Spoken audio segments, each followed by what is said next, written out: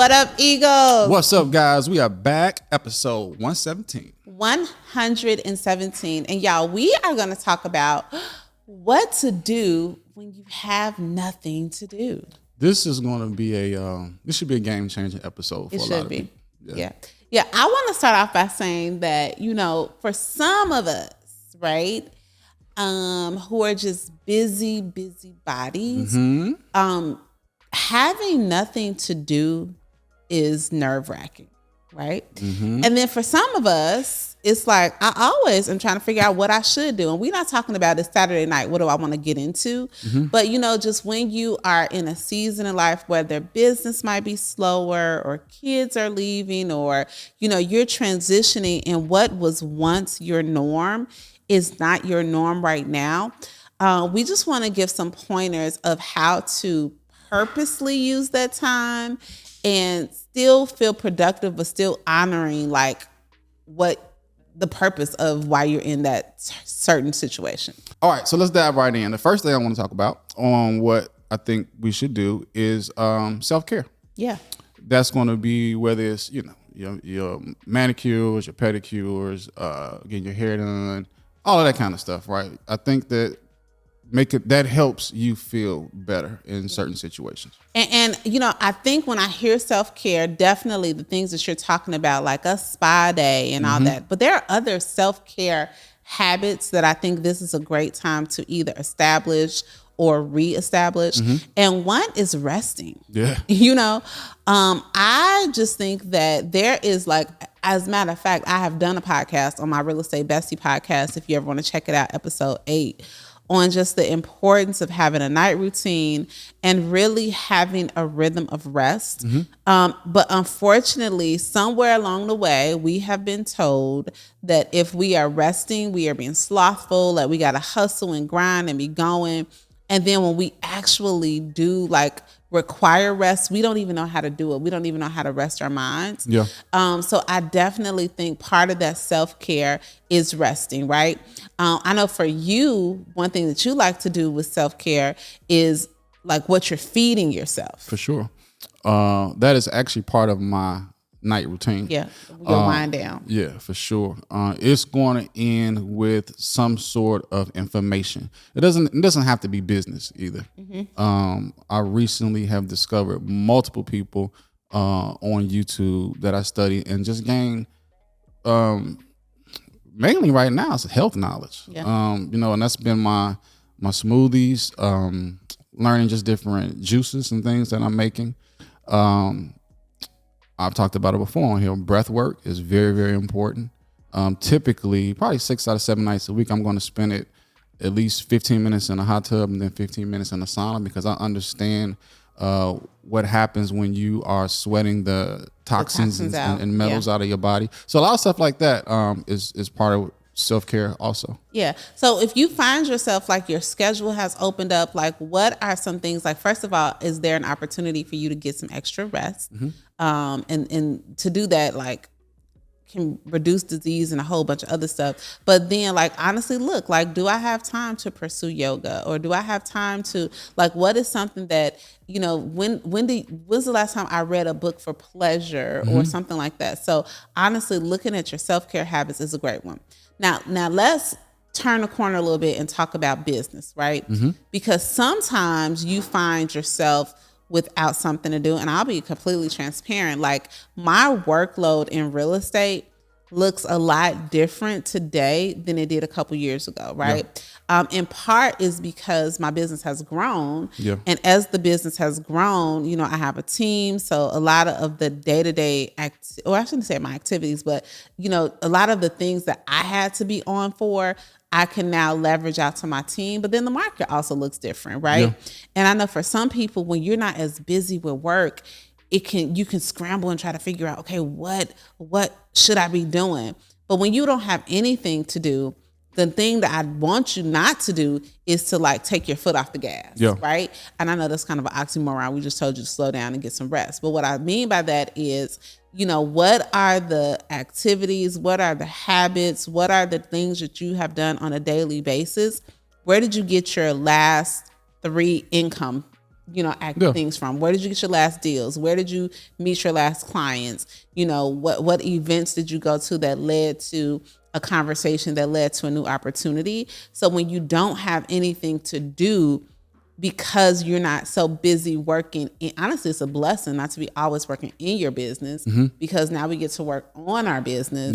Yeah. So when you don't have anything to do, like, what are some of the things that you can go back in order to be productive? Okay, so we're talking, those are productivity habits is what you're talking about. So I'm gonna give you guys some game here. There's an app you might want to download. It's called Meetup, and I preach this to my team at least once a week. If you go on a Meetup app and you put whatever genre you're in, let's just say for me it's real estate, and I want to go and be around some other investors and wholesalers, you can put that in, and it'll show you all the meetups happening probably for a month, but let's just say for that week, whether it's just regular meetups, happy hours, brunches, whatever's going on that day. It could be a quick somebody having a mastermind or just holding a lunch at their office, right? Yeah. And that gets you in the circle of the people in your industry, right? That you want to be around or create new relationships with. So that's just one tool that we use. Yeah. And then I also think that when you, quote unquote, don't have anything to do, this is a great time to do all that stuff that you keep pushing off, right? In terms of like your systems, your processes, your we just finally like, okay, let's get on the phone and interview a new bookkeeper, So all of these things that when you are in the busyness of life, you don't necessarily have time to do.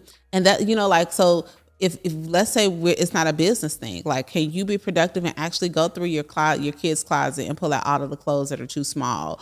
Or can you actually donate or volunteer one of these days? So finding time to do, or now that you have the time, do some of the stuff that we said, oh, I would do it if I had time. Yeah. Yeah. So it's funny you say that, because recently I've really been, and I told you this last night actually, I've really been on myself about thinking about my business, right? Not that I don't think about the business, but I had to kind of concentrate on the trajectory or the forward movement of my business. Yeah, so that you're not just doing the same thing, because you want to see growth over time, not just the same thing. Exactly. Yeah. But what I noticed is I had to think backwards. And what I had to do is I had to think of some of my really good deals, I should say, this year and where they came from, and go back and find out who that person or situation was, like how I came in contact with them. Yeah. So I gave you one. I got a couple of really good bank contacts, and when they go dry in that sector of my business, it slows down. Well, a couple of days ago, I was sitting in the hot tub and I was thinking, well, why do I only have 2 or 3 banks that I'm dealing with, and why don't I have like 9 or 10? Yeah. So I made a contact to one of my connects and said, hey, who else do you deal with or do you know in your field and in your position at any other banks? Well, I got 7 from one phone call, right? Yeah. So that right there is just me kind of thinking about, man, we did amazing on this deal. It came from here. Let me go back and see who they can put me in contact with in the same field and continue to gain more deals that way. So we didn't have this. We haven't talked about this, but one thing that I hear you saying, it leads to the next point, but it's something else that I hear, is like, when you don't have nothing to do, sit down and think. Absolutely. Yeah. Like, sit down. I think that this sounds so like small fish, but it is amazing. Even when I think about myself,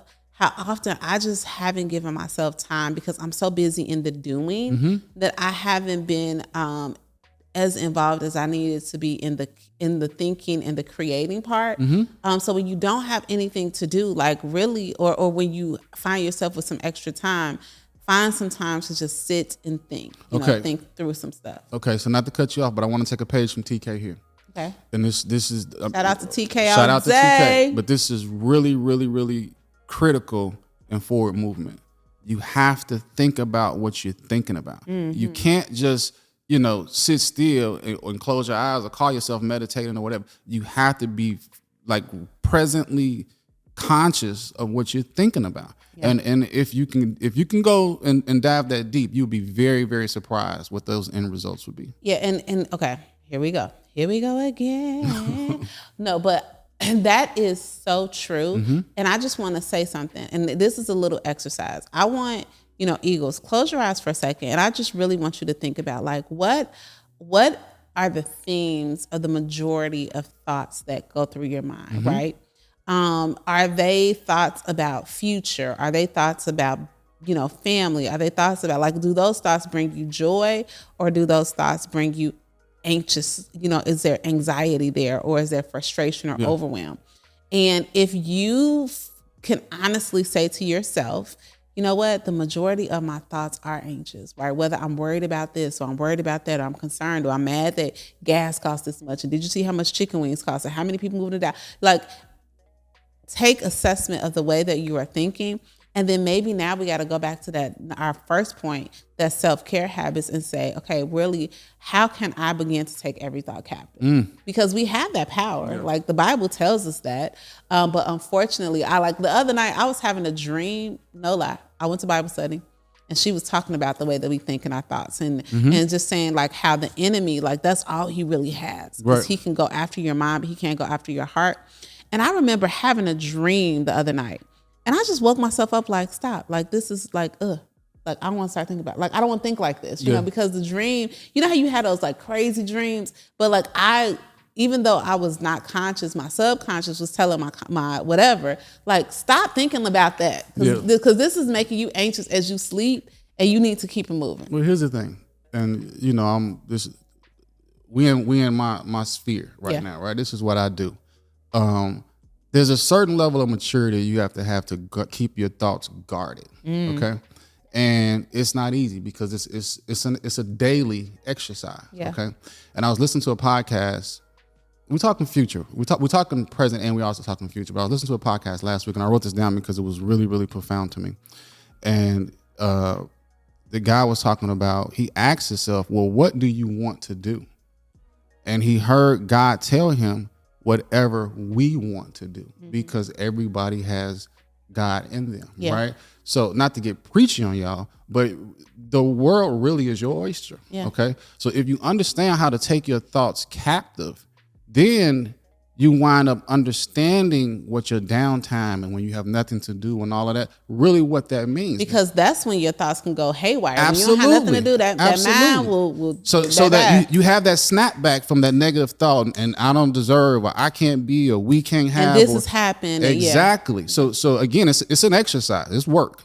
But if you understand what I'm telling you, that you really can do whatever it is you want to do, it's a game changer. We have to start with our mind. Yep.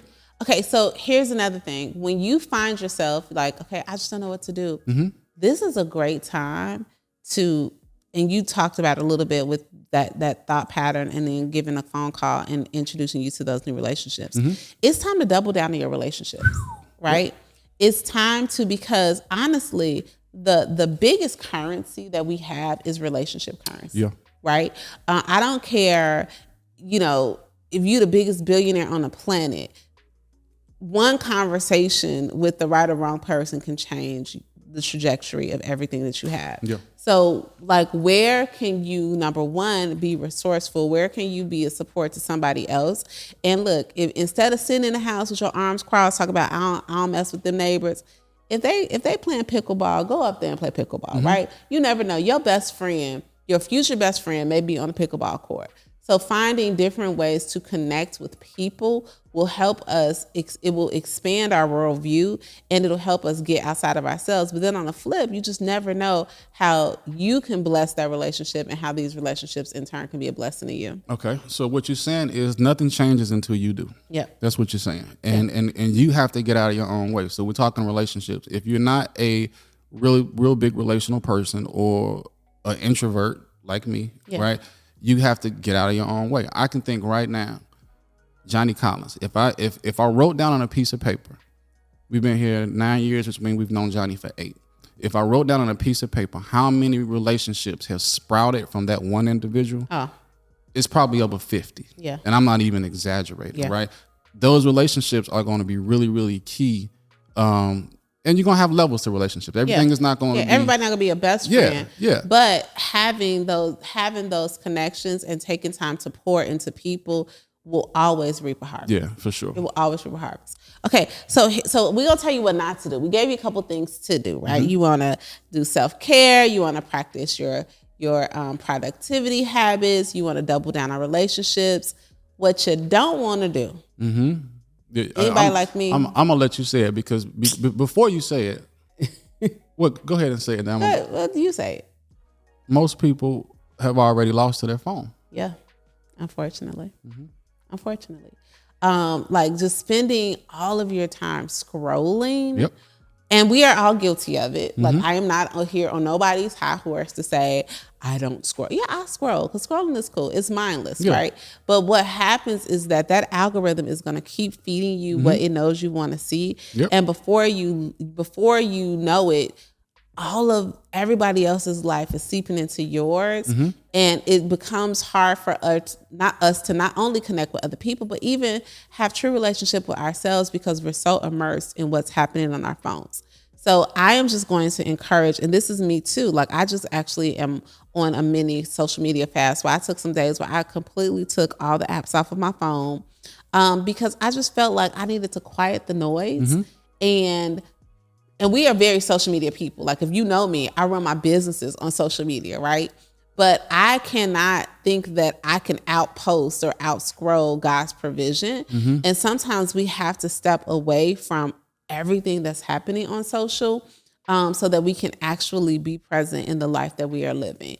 And unfortunately, like I would just look up and like, okay, I'm a do something in 10 minutes and then an hour and 14 minutes passed by. Yeah. And it seemed like I just said 10 minutes. So definitely take an assessment and not letting these downtimes that you may have be full of all of the noise that social media can provide. So I'm gonna give you your flowers.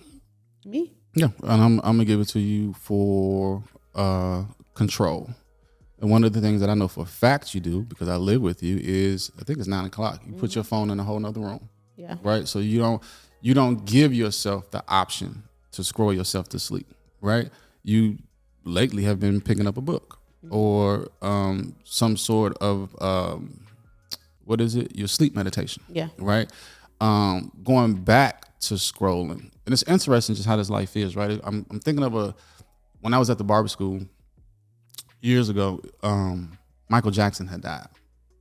And one of the students was like, oh, man, this is terrible, which it was. Man, this is going to be the biggest news for, the next couple of years. And I looked at him and I said, young man, there's a big story every day. Yeah. You know what I'm saying? Yeah. Like, not that this is not an important or a big story, but the world changes so fast and things happen so fast. That's how it is with social media. You're never going to catch up, right? So just understand that.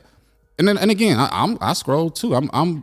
You and Kim got me looking for reels for for stuff for us. So I'm not saying don't or you can't. But it's okay to put limits around it. And if you ever need to step away, step away. Yeah. And be honest, like about the things that can become addictive. Yeah.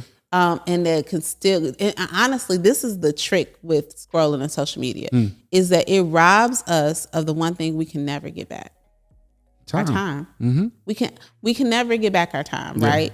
So it's really important that even when it feels like you're not really in motion, that we don't get stuck and stuck in a space that really is designed to just suck you in, and that's it.